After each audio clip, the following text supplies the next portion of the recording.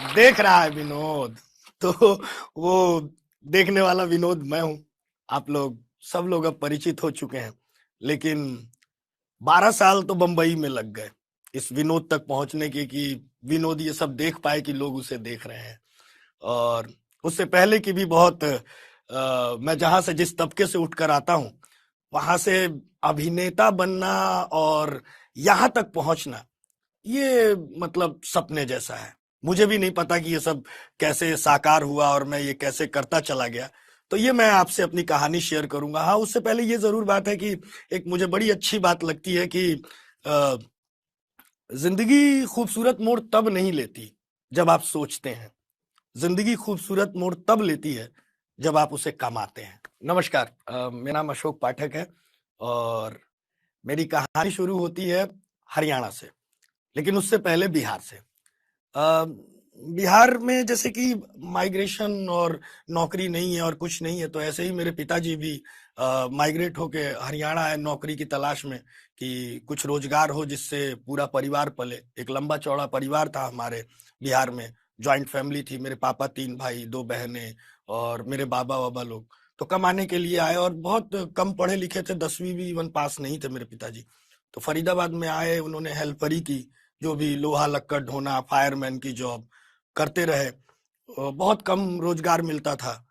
उसके बाद मम्मी भी आई और ये होता था कि पहले बिहार से जब एक आदमी हरियाणा या दिल्ली की तरफ कूच करता था तो वो अपने गांव के और भी लोगों को लेकर आता था। तो मेरी मम्मी बताती हैं कि इवन जब मैं पेट में था तो उस टाइम ये होता था कि 10-10 लोग एक रूम में रहने वाले, कि गांव के रिश्तेदार भी और उस तरीके के लोग भी और आते थे, तो 10-10 लोगों का खाना। और उस टाइम ये चूल्हे पे भूसी वाला चूल्हा होता था और उस पे 10-10 लोग, 15-15 लोग होते थे। उस टाइम मम्मी थी, पिताजी के 2 छोटे भाई, उनको भी लेकर आए कि भाई काम करेंगे तभी कुछ हो पाएगा जीवन में।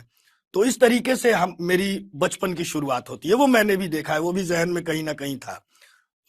वक्त बीतता रहा बीतता रहा, पढ़ाई में मेरा मन कभी नहीं लगा। पता नहीं कोई चीज थी जो मुझे हमेशा से बेचैन करती थी। सारण गांव फरीदाबाद में है, वहीं पर मेरी पैदाइश भी हुई थी। जो बिहार से और जिस तरीके से लोग आते थे उनको बड़ा हीन दृष्टि से देखना और उनका मजाक बनाना, मतलब गाली बक देना, कुछ भी कर देना, तो वो सब भी मैंने बचपन में झेला है और देखा है। हाँ, ये बात थी कि मेरे पिताजी को मैंने देख के बहुत कुछ सीखा है। मेरे पिताजी ने बड़ी मेहनत की और फायरमैन की जॉब करते थे वो, भट्टी में कोयला डालना और उस तरीके का काम। लेकिन पिताजी को भी ये था कि यार मुझे कुछ करना है और परिवार को भी आगे बढ़ाना है। तो वहां एक मैनेजर था, उसने पिताजी को पढ़ाया और बॉयलर अटेंडेंट का कोर्स कराया। तो मेरे पिताजी थोड़ा बॉयलर अटेंडेंट बने और थोड़ी सी परिवार की, मतलब यूं कहिए कि थोड़ा सा अगर भूसी पे खाना बनता था तो अब स्टोव आ गया था घर में। मतलब ये स्थिति में थोड़ा सा सुधार हो गया था। पंखा नहीं था तो एक टेबल फैन आ गया था। ये सब मैं देख रहा था, मैं छोटा था देख रहा था। लेकिन उसी दौरान पता नहीं, मुझे भी लगता था ना कि मुझे कुछ बनना है, मुझे ना ये मुझे कुछ करना है जीवन में। मेरी कभी अपने अपने बराबर के बच्चों के साथ कभी दोस्ती नहीं रही।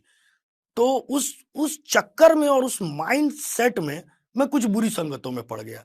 मैं तंबाकू खाना, बीड़ी पीना, गुटखा खाना, ये धीरे धीरे मुझे ये लत लग गई।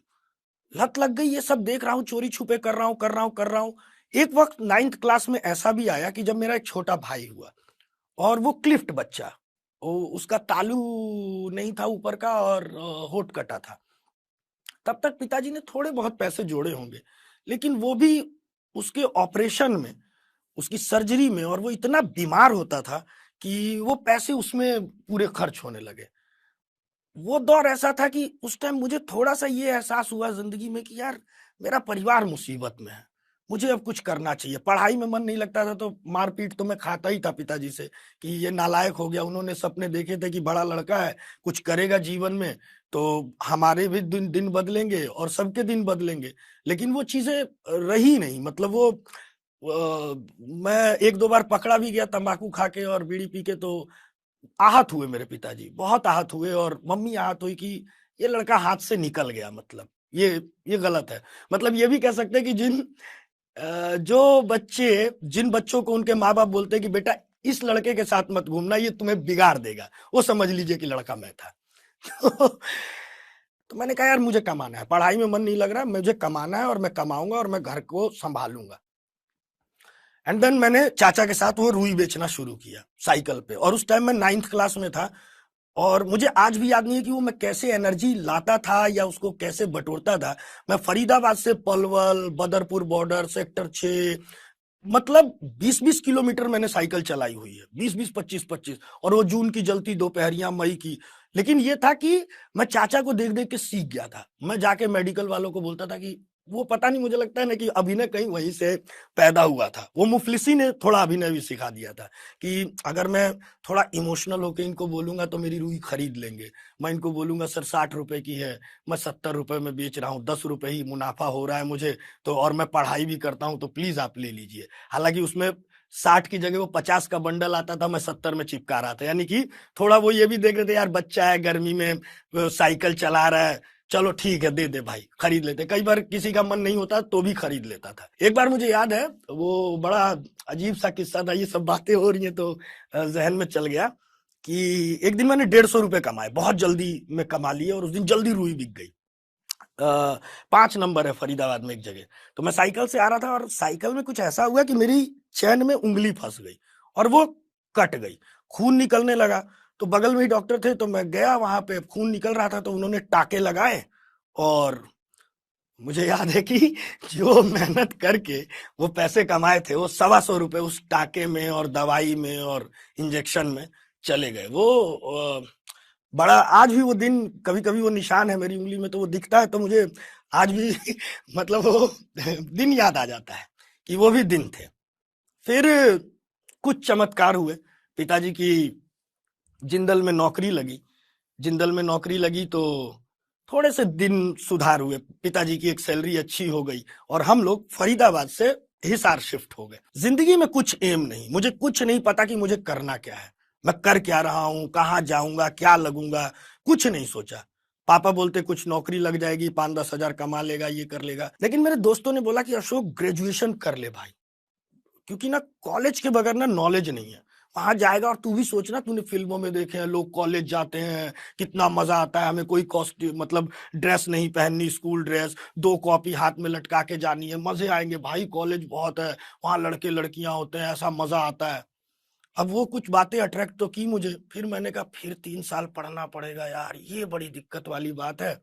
मैंने कहा ठीक है चलो, अब एडमिशन तो कोई देने से रहा। तो ये हुआ कि किसी तरीके से सिफारिश से कि हाँ यार होनहार लड़का है और इन बेचारे ये लोग यहाँ हरियाणा में रह रहे हैं, चलो ग्रेजुएशन कर जाएगा तो कुछ जिंदगी में इसके बदलाव आ जाएगा। ग्रेजुएशन ने जिंदगी बदल दी मुझे। मेरी जिंदगी में इत्तेफाक तो बहुत हुए, लेकिन ये जो इत्तेफाक था वो मेरे साथ ग्रेजुएशन में हुआ। गाने का शौकीन था, मैं गाता था, तो मुझे लगता था कि गाने में मैं कुछ कर जाऊंगा, बन जाऊंगा मैं भी कोई फनकार बढ़िया, और मेरी आवाज से दुनिया जानेगी मुझे। फिल्में देखता था, फिल्मों का बड़ा शौक था कि फैसिनेट, मतलब ये भी वो दौर रहा है कि मैं टिकट खिड़की पर लड़ा हूं, चाहे मिशन कश्मीर मुझे याद है, जानवर फिल्म याद है कि यूं खिड़की के ऊपर चढ़ के टिकट लेना और लूट लेना। मतलब फिल्मों का बड़ा क्रेज था वो शुरू से, बचपन में। कई बार रुई बेचता था, साइकिल जल्दी बिक जाती थी, कमाई मुझे आज भी याद है। एक बार मैं फरीद सागर सिनेमा हुआ करता था, तो सागर सिनेमा में उस दिन कमाल का इत्तेफाक हुआ कि 1 घंटे में रुई हुई बिक गई, जेब में 150 रुपए। सागर सिनेमा में फिल्म लगी थी दुल्हन हम ले जाएंगे। भाई साहब बढ़िया, मैंने एक गुटखा खाया, एक सिगरेट पी, 15 रुपए की टिकट, और शान से फिल्म देखी। वो जो सुकून था ना, अपने पैसों से फिल्म देखना, अपनी मस्ती। और उसी दौरान एक हमारे मित्र थे दिलीप तिवारी, आज वो भी बहुत स्ट्रगल से ही साथ में थे, हम लोग साथ में साइकिल से ही आते थे कॉलेज गांव से। उन्होंने मेरी जिंदगी में एक चमत्कार किया। वो बोले अशोक थिएटर करते हैं। थिएटर एक चीज होती है, one act play, youth festival आ रहा है और इसमें पार्टिसिपेट करते हैं भाई, मजा आएगा। मैंने कहा अच्छा, लेकिन भाई मुझे थिएटर का तो कुछ पता नहीं है, एक्टिंग का तो मुझे कुछ भी नहीं है आइडिया। लेकिन एक अट्रैक्शन था, दिलीप तिवारी जी बोले कि यार देखो, ऑडिशन ऊपर गर्ल्स कॉमन रूम में है, तो क्या है, इसी बहाने जाट कॉलेज के लौंडे कभी तो जा नहीं सकते उस गर्ल्स कॉमन रूम में कि लड़कियां कहाँ पढ़ती हैं, कहाँ बैठती हैं, है ना, कहाँ चाय पीती हैं। तो इसी बहाने गुरु ऑडिशन के बहाने चलेंगे तो वो देखने को मिलेगा नजारा। और तुम सोचो कितने सौभाग्यशाली लोग होंगे, वरना जो ऑडिशन नहीं देना है उनकी तो एंट्री ही नहीं है, नीचे वार्डन है मैडम, वो घुसने ही नहीं देंगी। मैंने कहा बात तो तुम सही कह रहे हो दोस्त, चलो देखते हैं क्या है एक्टिंग और थिएटर। ऑडिशन देना शुरू किया।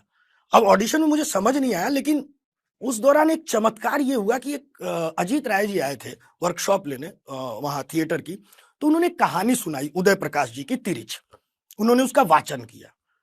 मेरे आज भी रोंगटे खड़े होते हैं, वो मैंने कहानी सुनी और वो जिस तरीके से वाचन था, वो कहानी कहीं मेरे दिल दिमाग पे बहुत ज्यादा असर हुआ उसका, क्योंकि मैंने उसको अपनी फैमिली से कनेक्ट कर लिया और मैंने कहा यार यही तो अद्भुत चीज है। मैं जिंदगी में वो सिलेबस कभी नहीं पढ़ना चाहता था, मैं ऐसी कहानियां पढ़ना चाहता था, मैं यही तो जानना चाहता था। मैंने कहा अब मैं करूंगा भाई, क्या तैयार करना है क्या नहीं। अगले दिन डायरेक्टर आए, बोले अपनी जिंदगी में जिसने भी कभी कोई पागल देखा हो, विक्षिप्त आदमी देखा हो, उसका अभिनय करो। 60-70 लोग थे, मैंने देखा था, मैं लग गया उसी की तरह।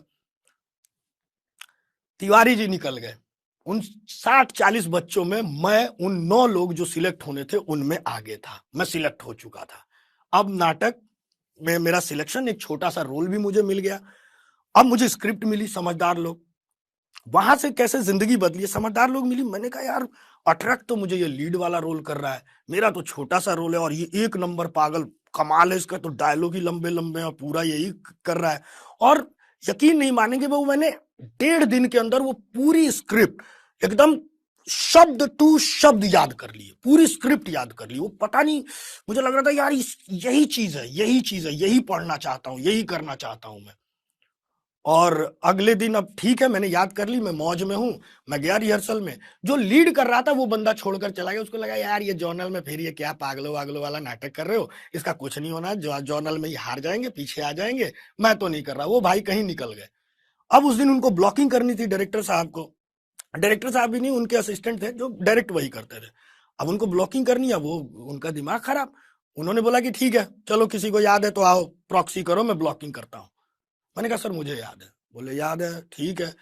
तो मैंने स्क्रिप्ट नहीं ली, मैं आ गया कि सर मैं, बोला स्क्रिप्ट, मैंने कहा सर मुझे याद है। बोले अच्छा ठीक है चल कर। और वो पहले नंबर से ही पागल से नाटक शुरू होता है। तो मैंने बोलना शुरू किया, वो मुझे 5 मिनट देखते रहे, उसके बाद उन्होंने मुझे रुकाया, बोला कैसे किया। मैंने कहा सर ये पढ़ा था, ये कर दिया। मतलब कैसे, उनको समझ, उन्होंने बोला पहले कुछ किया है तूने, इससे पहले कुछ देखा है या किया है। मैंने बोला नहीं। उनका ये सन्नाटा था, उन्होंने तुरंत बड़े डायरेक्टर को कॉल किया, बोला सर एक लड़का है ये कर रहा है, आप आइए।